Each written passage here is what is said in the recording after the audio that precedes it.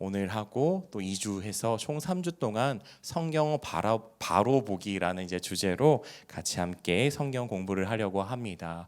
우리 옆에 계신 성도님들과 인사 같이 나눠볼까요? 참 잘 오셨습니다. 참 잘 오셨습니다. 잘 오셨습니다. 허락하신 이 시간을 통하여서 우리가 좀 하나님의 말씀, 성경에 대해서 같이 함께 좀 알아가는 시간 갖도록 하겠습니다. 우선 이 강의를 하기에 앞서 우리 성도님들과 잠깐 이야기 하나를 나눠드리려고 합니다.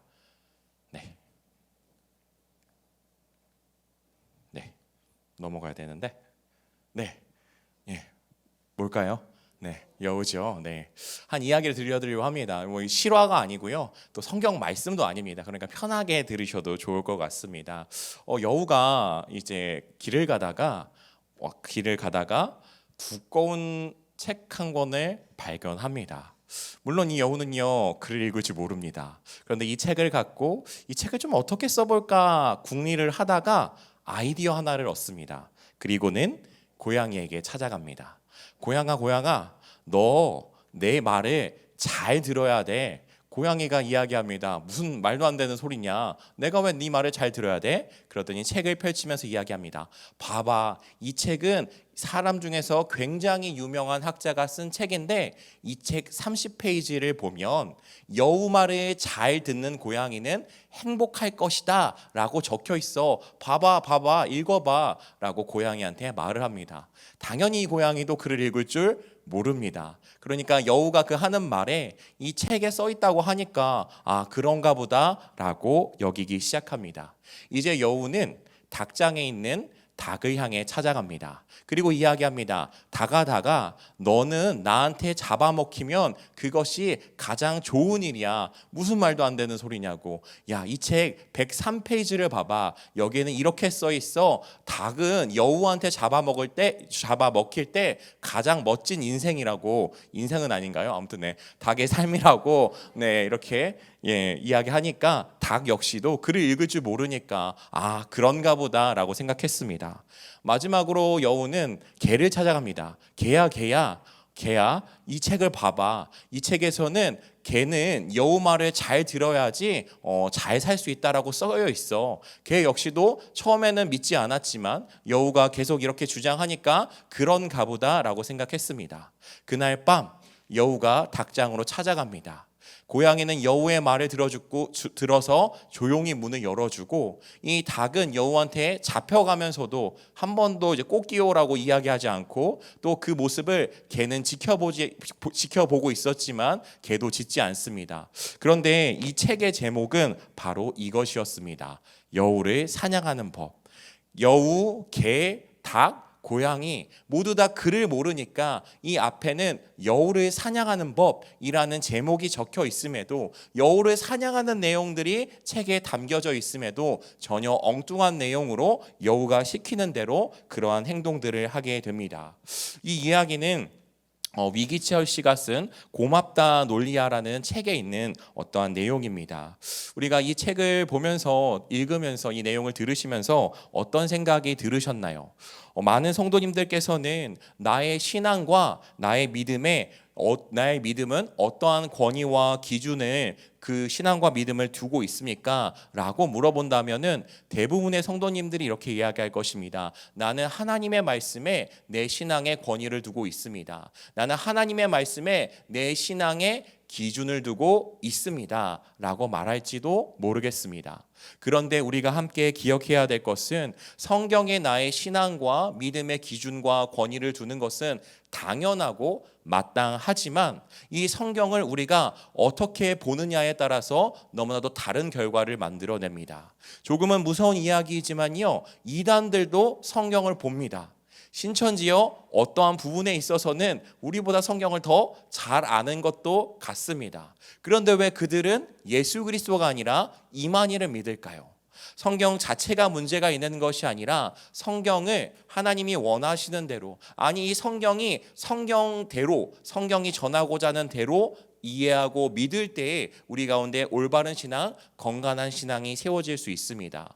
3주 동안 성경 바로 보기라는 시간을 통하여서 함께 이 내용들을 다뤄 나아가길 원합니다. 이번 주는 성경 그 자체에 대해서 함께 다루기를 원하고, 다음 주에는 성경에 수많은 말씀들이 있는데 이 말씀을 바로 보려면 우리가 어떻게 해야 되는지, 또한 3주 차에는 이 성경 말씀을 왜곡하고 있는 이단들의 주장을 살펴보면서 그것이 왜 잘못됐고 그 말씀은 본래 어떠한 뜻인지에 대해서 살펴보기를 원합니다. 먼저 이 성경에 대해서 무엇이라고 말씀하고 있는지 우리 너무나도 잘 아시는 말씀이시겠지만, 디모데후서 3장 15절에서 17절까지의 말씀 우리 한번 같이 함께 읽겠습니다. 시작. 또 어려서부터 성경을 알았나니 성경은 능히 너로 하여금 그리스도 예수 안에 있는 믿음으로 말미암아 구원에 이르는 지혜가 있게 하느니라. 네.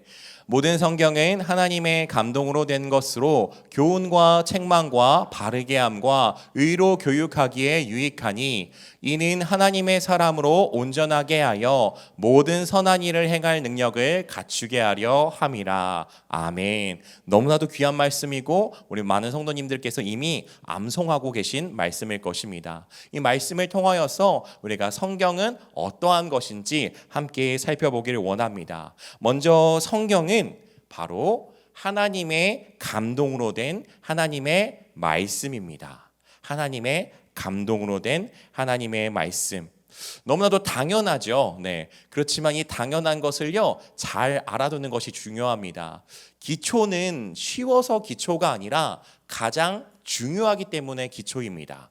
우리가 이 사실도 기억했으면 좋겠습니다. 성경은 하나님의 감동으로 된 하나님의 말씀입니다. 그 내용에 대해서 사실 디모데후서 3장 16절의 말씀이 아주 자세히 이야기하고 있습니다. 그렇다면 또 한번 생각해 보고 싶습니다. 하나님께서는 왜 우리에게 성경을 주셨을까? 그 내용에 대해서는 디모데후서 3장 15절에서 잘 나와 있는데 간단하게 요약을 한다면은 그리스도 예수 안에 있는 믿음으로 말미암아 구원에 이르는 지혜가 있게 하기 위함입니다. 성경은 하나님의 감동으로 된 하나님의 말씀입니다. 그런데 이 말씀을 왜 주셨습니까? 우리로 하여금 예수 그리스도를 믿는 믿음으로 말미암아 구원에 이르는 지혜가 있게 하기 위하여 이 모든 말씀을 우리 가운데 주셨습니다. 그렇다면 성경이 우리의 신앙 가운데서 어떠한 역할을 하는지 6가지로 나와져 있습니다. 여기에 대해서도 천천히 하나씩 좀 살펴보기를 원합니다. 성경의 역할 첫 번째는 바로 죄에 대한 자각입니다. 죄에 대한 자각. 하나님의 말씀은 성경이 없다면요, 서로 사람마다 죄에 대한 정의가 다를 것입니다. 간단하게만 생각해도 어떠한 나라에서는 이것이 죄고 이것이 잘못이라고 이야기하지만 다른 어떠한 나라에서는 이 부분이 죄가 아니라고도 이야기를 합니다. 사람마다 기준이 다 다른 것이죠. 그런데 하나님의 말씀 성경을 통하여서 하나님은 분명한 죄에 대해서 알려주십니다. 성령을 통하여서 하나님의 말씀은 인간의 마음에 적용이 됩니다. 그래서 자신이 하나님의 거룩한 기준에 미치지 못함을 깨닫게 합니다. 쉽게 이야기한다면 하나님의 말씀을 통하여서 내가 죄인이라는 사실을 깨닫습니다. 나는 징역 산 적이 없는데요. 난 범법한 행위가 없는데요. 이런 어떠한 세상의 기준이 아니라 하나님의 말씀의 기준으로 나는 감히 그 하나님의 거룩하신 기준에 미치지 못하는 죄인이구라는 사실을 바로 성경을 통하여서 발견하게 됩니다. 그리고 거기에서 끝나는 것이 아니라 정죄를 받아 마땅한 자신에게 누가 필요하다라는 것을 깨닫게 되냐면은 바로 구원자가 필요하다라는 사실을 말씀을 통하여 확인하게 됩니다. 성경은 우리의 죄를 고발할 뿐만 아니라 그래 우리 모두 죄인이야. 그러기 때문에 하나님이 우리를 위해서 보내신 구원자 예수 그리스도를 믿어야 돼 라고 성경 전체가 외치고 있습니다.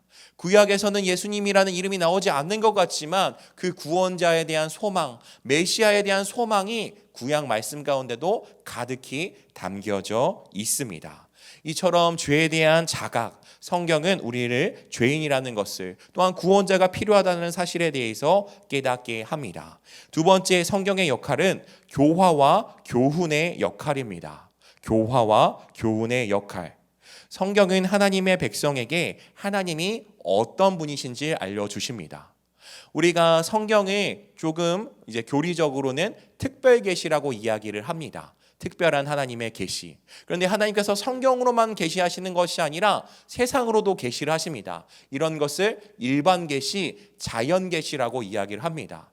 뭔가 이 자연의 만물을 보고 있으면은 뭔가 이 절대자가 있어서 세상을 지은 것 같은데 이 세상을 봐봐. 너무나도 아름다워. 너무나도 조화로워. 이 세상을 만든 누군가가 존재할 거야. 여기까지는 깨닫게 합니다. 그런데 이 세상을 지으신 하나님이 어떠한 분이신지 또한 어떠한 목적으로 이 세상을 지으셨는지는 알지 못합니다. 그렇기 때문에 하나님께서 어떠한 분이신지 알기 위하여서 이 성경 말씀을 우리 가운데 주셨습니다. 또 거기서 이어서 하나님의 백성인 우리가 어떠한 존재인지 알려줍니다. 물론 우리는 죄인입니다. 그러나 성경의 말씀은 또한 우리를 하나님의 사랑을 받은 자들이라고 이야기를 합니다. 얼마나 사랑하셨는지 우리가 죄인이었을 때 하나님의 아들 예수님께서 죽으셨습니다. 그리고 그 하나님의 사랑에서 그 무엇도 우리를 끊을 수 없다라고 약속의 말씀을 주셨습니다. 또한 우리는 하나님의 사랑을 받을 뿐만 아니라 그 사랑을 받았으니 하나님을 사랑하고 이웃을 사랑해야 합니다. 이처럼 하나님의 백성이 어떠한 존재인지에 대해서 또 하나님의 백성인 우리가 우리 백성에게 하나님이 어떻게 기대하시는지 무엇을 원하시는지에 대해서 교화하고 교훈하는 것을 바로 말씀 가운데서 우리 가운데 주시는 것입니다. 하나님의 말씀을 우리가 날마다 묵상해야 되는 이유는 이 말씀을 통하여서 하나님을 만나게 되기 때문입니다. 또한 이 말씀을 통하여서 하나님을 만나고 내 삶이 교화되고 내 삶이 교정됩니다. 죄로 말미암아 물들어져 있는 나의 마음들, 어느 순간 내에 모르게 내 마음 가운데 싹 터 있는 그 죄성들에 대해서 날마다 그것을 물리치고 하나님의 백성과 자녀로 살기 위하여서 하나님의 말씀은 반드시 필요한 것입니다. 그리고 성경의 역할 세 번째는 바로 영적 열매입니다. 하나님의 말씀을 통하여서 성도의 삶 속에서 사랑의 열매가 맺어갑니다. 의의 열매가 맺습니다. 이것을 가능하게 하는 것은 사람이 스스로 어떻게 만들어내는 것이 아니라 남들이 시키는 대로 하는 것이 아니라 하나님의 말씀을 통하여서 내가 그 말씀에 순종하고자 할 때 의의 열매, 성령의 열매를 맺게 되는 것입니다. 또한 성경의 역할 네 번째는 바로 인내입니다. 우리가 믿음으로써 살아가면서 성도들은 많은 유혹과 시련이 찾아옵니다. 끊임없이 하나님의 백성으로 살아가기를 포기하고 그냥 남들처럼 살자, 그냥 세상의 방법대로 살자라고 끊임없이 유혹하는 그 세상의 유혹 가운데서 성령의 권능을 받아 삶 속에서 이 시련과 유혹을 겪고도 하나님의 말씀을 의지하여서 구원의 약속을 붙들게 되는 것입니다. 이처럼 하나님의 말씀을 통하여서 우리는 인내라는 것들을 경험하고 또한 이루어갈 수 있습니다. 다섯 번째 역할은 즐거움과 기쁨입니다. 신앙은 단순히 참고 인내하는 부분들도 분명히 있지만 항상 참고 인내하는 것이 아닙니다. 신앙 가운데는 분명하게 기쁨과 즐거움이 있습니다. 심지어 이 즐거움과 기쁨은 세상이 주는 그 어떠한 기쁨과도 다르다고 이야기합니다. 상황이 달라진 것이 아닌데 하나님의 말씀과 그 약속으로 말미암아 내 마음 가운데 평안이 몰려옵니다. 상황은 좋지 않습니다. 그러나 그 하나님이 주시는 평강과 은혜로 말미암아 오늘을 살아갈 수 있는 것입니다. 이처럼 성경의 역할은 즐거움과 기쁨을 주는 역할입니다. 그리고 여섯 번째 역할로서 교리와 행위의 궁극적인 권위라고 나와 있습니다. 제가 또 이제 살펴보면서 조금 생소하고 어려운 용어가 등장할 수도 있습니다. 그런데 우리 성도님께서 물론 용어를 기억하시면 참 좋겠지만 그 용어를 기억하지 못하셔도 괜찮습니다. 이 내용을 알고 이 느낌을 알고 이 마음을 담아가시면 될 것 같습니다. 교리와 행위의 궁극적인 권위, 성경은 믿음과 삶, 행동에 있어서 성도의 궁극적인 바로 판단 기준이 됩니다. 하나님의 말씀이 우리의 판단 기준이 되는 것입니다. 과거에는 내가 기준이 되어서 세상 사람 다른 누군가의 그것이 기준이 되어서 내가 살아왔지만 이제는 하나님을 믿는 자녀로서 하나님 앞에 순종하는 하나님의 백성으로서 하나님의 말씀인 성경이 나의 판단 기준이 되는 것입니다. 그래서 제가 잠깐 넘겼었는데 존 스토트 목사님께서는 이렇게 이야기하십니다. 제가 같이 한번 읽어볼까요? 시작. 성경은 왕이신 예수님이 그분의 교회를 다스리시는 제왕의 홀이다. 아멘 하셔도 좋고요. 이 성경은 바로 왕이신 예수님이 그분의 교회를 다스리시는 제왕의 홀이라고 이야기를 합니다. 조금 어렵게 이야기하셨지만 그 느낌은 기억하셨으면 좋겠습니다. 우리가 예수님의 말씀을 따른다, 예수님의 다스림을 받는다고 할 때 바로 그 다스림의 원리, 그 다스림의 내용이 성경 가운데 있는 것입니다. 제왕이 홀로 휘두르면 그 제왕의 통치와 다스림 안에 그 모든 나라와 백성들이 거기에 굴복합니다. 그것처럼 이 성경이 예수님이 왕이신 예수님의 제왕의 홀로서 우리가 이 앞에 순종하고 순복하는 것입니다. 이처럼 교리와 행위의 궁극적인 권위가 되는 것, 이것이 바로 성경입니다. 그리고 이제 다음에 좀 살펴볼 내용은 성경의 장과 절에 대해서 좀 한번 살펴보기를 원합니다. 혹시 성경은 총 몇 장으로 되어 있는지 아시는 성도님 계신가요? 알고 계시면 오른쪽 엄지발가락 한 번씩 들으셔도 좋을 것 같습니다. 1189장으로 되어 있습니다. 알고 계셔도 되고요. 이걸 모른다고 해서 구원을 못 받는 건 아닙니다. 저도 안지 그렇게 오래는 안 됐고요. 성경은 아무튼 그렇게 장으로 되어 있고 66권으로 되어 있죠. 절수는 제가 예전에 봤었었는데 까먹었습니다. 그리고 좀 절은 조금 좀 사정이 있어서 그래서 이 성경의 장과 절이 어떻게 생기게 되었는지를 좀 한번 살펴보고 싶습니다. 먼저 이 장에 대해서 살펴보려고 하는데요. 성경의 장은 초대 그리스도인들은 장을 구분하지 않았다고 합니다. 이 마태복음을 기준으로 예를 들려 했을 때 마태가 1장 쓰고 2장 써야지 이렇게 쓰고 3장 써야지 이렇게 쓰고 한 것이 아닙니다. 쭉 썼습니다. 쭉 썼고요. 성경 사본을 본다면은 이게 물론 신학자들이 보통 그런 것을 보지만요, 그 아주 어렵습니다. 힘듭니다. 보고만 있어도 약간 속 울렁거리긴 하는데, 저만 그렇고 다른 목사님들은 괜찮으실 수도 있습니다. 어쨌든 초대 그리스도인들은 이처럼 장의 구분을 두지 않았습니다. 그래서 우리가 신약의 말씀을 보면도 생각해봐도 좋을 것 같습니다. 예수님도 구약의 말씀을 인용하실 때 이사야가 이렇게 말한다라고 이야기하시면서 이사야 몇 장 몇 절에서 내가 이걸 인용했다 이렇게 말씀하시지 않았습니다. 그러한 이유는 당시 사람들, 초대 그리스도인 역시도 장에 대한 구분이 없었기 때문입니다. 책 이름이나 저자, 본문에 나타난 어떠한 사건을 가지고 성경을 인용했습니다. 성경을 본문을 보다 세부적으로 나누고 적절한 이름을 붙이려는 시도가 점점점 있게 됩니다. 하나님의 말씀을 더 알고 싶고 그 말씀을 연구하고 싶어서 점점점 세분화하기 시작합니다. 그러다가 초대교회의 역사가 유세비우스는 사복음서 4권의 복음서를 많은 규범이나 부분으로 세분화합니다. 물론 유세비우스가 장을 만든 것은 아닙니다. 그런데 굵직굵직한 어떠한 사건과 내용으로 점점점 내용을 세분화하기 시작합니다. 그리고 오늘날 우리가 갖고 있는 성경의 장 구분 체계는 13세기 초반 캔터베리의 대주교였던 스테판 랭턴에 의해서 시작되었습니다. 스테판 랭턴 기억하셔도 좋고 기억하시지 않으셔도 상관은 없는데 중요한 것이 있다면 사실 저는 밑에 있는 이야기를 하고 싶습니다. 성경의 장 구분에 있어서 어떤 영적인 의미를 부여한 것은 옳지 못합니다. 간혹가다 꼭 그렇진 않은데 이단 가운데서 예수님의 재림 날짜를 계산하시려는 분들이 있습니다. 어떻게 계산할까요? 나름대로 어떠한 조건들을 막 갖고 와서 몇 장 몇 절 이런 것들을 짜맞추시면서 예수님의 재림 날짜는 이날이다 라고 이야기하시는 분들이 있습니다. 그분들의 어떠한 수고는 참 안쓰럽지만 그건 아무런 의미가 없습니다. 왜? 이 성경의 장이 오늘날 우리가 갖고 있는 성경의 장의 구분은 보시는 바와 같이 13세기의 캔터베리 주교였던 스테판 랭턴의 시작으로서 이렇게 이루어진 것입니다. 그래서 여기 이 장 구분 자체에는 어떠한 영적인 의미, 신적인 의미가 없습니다. 내용을 따라서 구분을 했고요. 어떻게 본다면 내용을 따라서 구분했기 때문에 장을 나눔에 있어서 좀 약간 매끄럽지 못한 부분도 사실 있습니다. 그렇기 때문에 이 장은 우리가 편의상 하나님의 말씀이 어디 있는지 확인하기 위함이지 어떠한 본질적인 것은 아니라는 것을 꼭 기억해 주셨으면 좋겠습니다.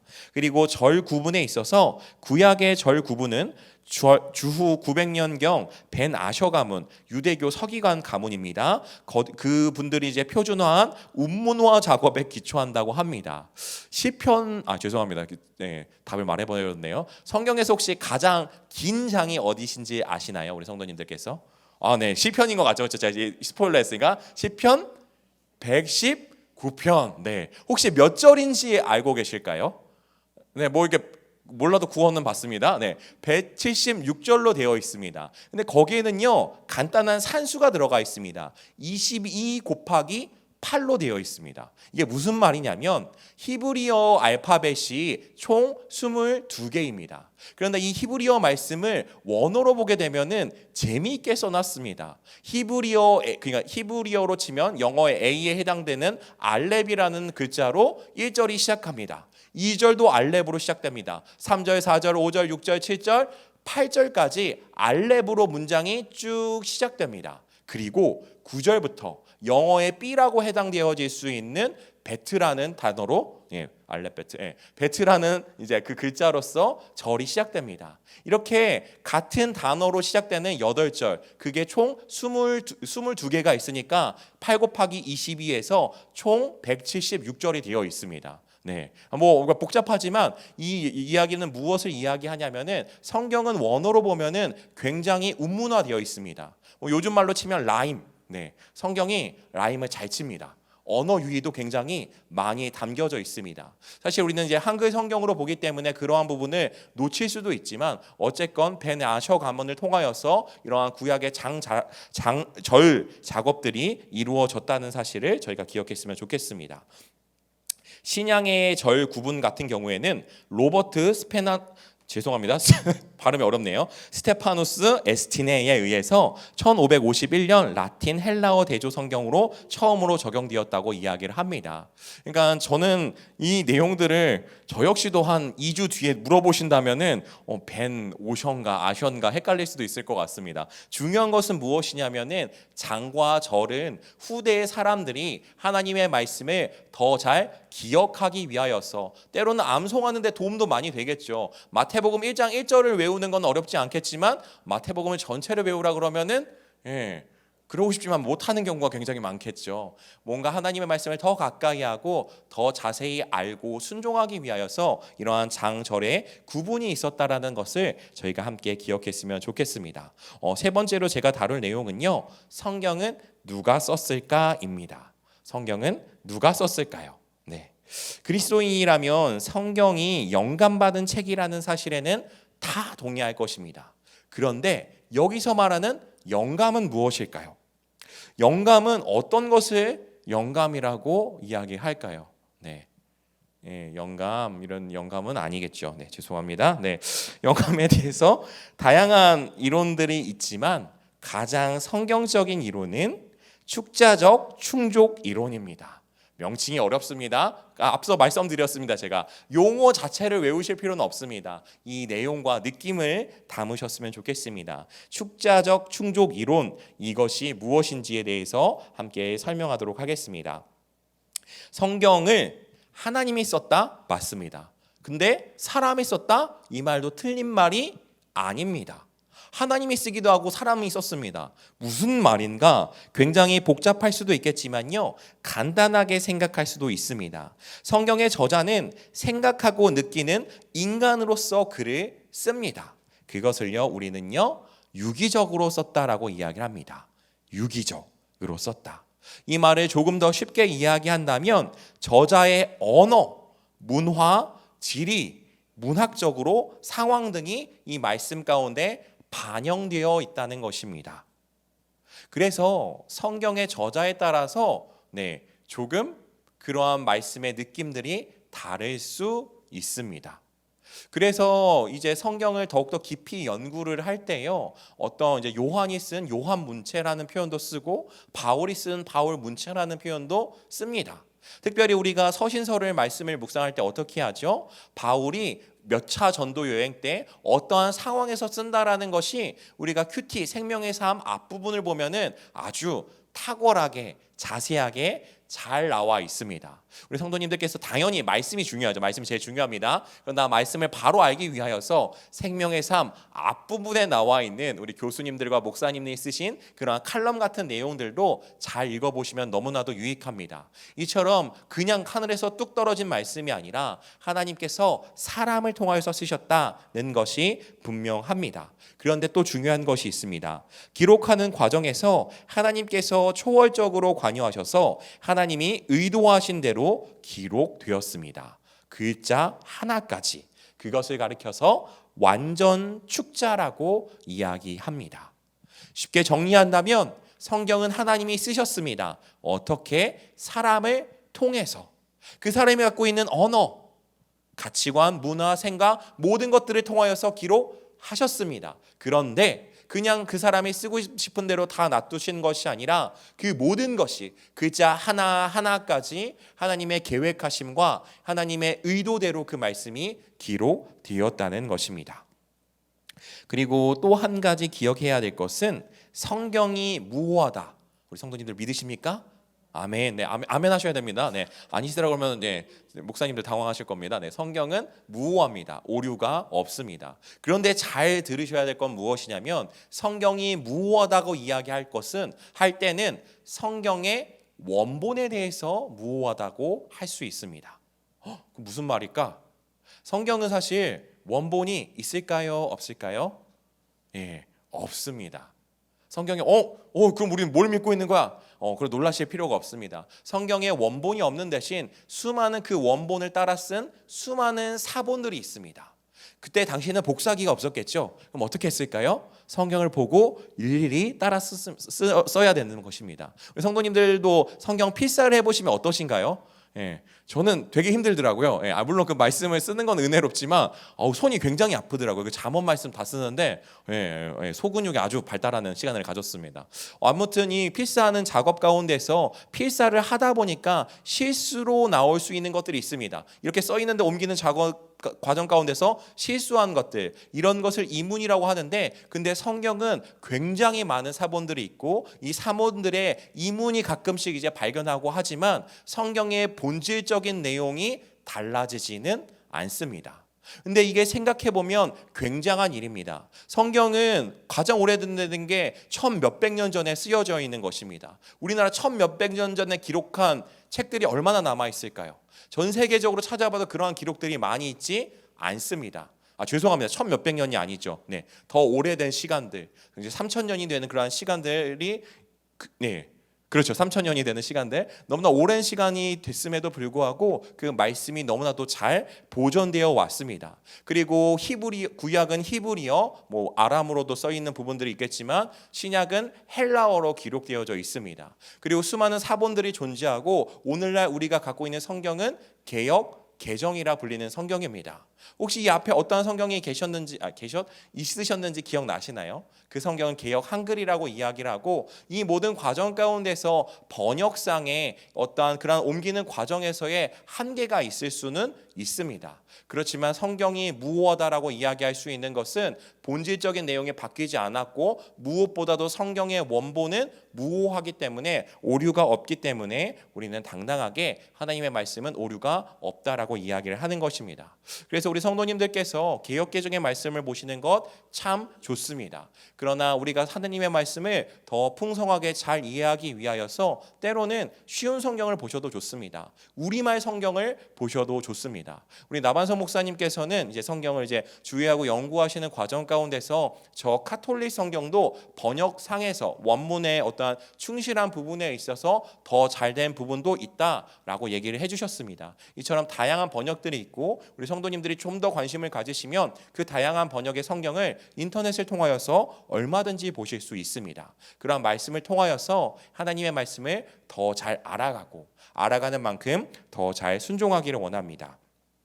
내용을 정리하면 성경의 영감의 방식은 유기적 영감입니다. 사람을 통해서 쓰셨다. 그러나 성경의 영감의 범위, 마태복음만 영감되었을까? 아니면 히브리서만 영감되었을까? 그것이 아닙니다. 66권 모든 전체의 성경 그 전체가 바로 하나님께서 영감하셨습니다. 이것을 완전 축자 영감이라고 이야기를 합니다.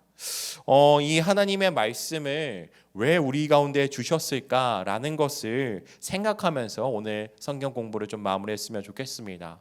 하나님께서는 왜 이 말씀을 주셨을까요? 특별히 우리나라 가운데서 이 성경이 번역되어져 있는 그런 과정들을 생각해 보면 한국교회의 선교와 굉장히 맞닿아 있습니다. 누군가는 이렇게 이야기합니다. 최고의 선교사는 그 나라 그 언어로 번역된 성경이다. 물론 선교사님들이 오셔서 섬기고 복음을 전하시는 것 너무나도 중요하지만 최고의 선교사는 바로 그 나라 언어로 번역된 성경 말씀입니다. 하나님이 왜 우리 가운데 말씀을 주셨을까요? 하나님께서 누구신지를 알려주시기 위하였어. 나를 얼마나 사랑하시는지, 나를 통하여서 하나님의 계획이 무엇을 이루어 가기를 원하시는지 알려주시기 위하여서 이 말씀을 우리 가운데 주셨습니다. 우리가 성경에 대해서 많은 지식을 갖는 것 중요합니다. 성경의 말씀을 잘 아는 것 너무나도 중요합니다. 말씀을 잘 알아야지 올바른 신앙의 방향을 세워갈 수 있기 때문입니다. 그런데 우리가 잊지 말아야 될 것, 더 잘 연구하고 더 잘 배우는 것은 그 말씀 앞에 더 잘 순종하기 위함임을 우리가 잊지 않았으면 좋겠습니다. 이 모든 성경 바로보기 3주의 짧은 시간을 통하여서 우리 가운데 하나님의 말씀 성경에 대한 그 사모하는 마음들이 더욱더 깊어지고 우리의 믿음이 더욱더 자라가는 그 말씀으로서 살아가는 저와 우리 성도님들이 되시기를 주님의 이름으로 축복합니다.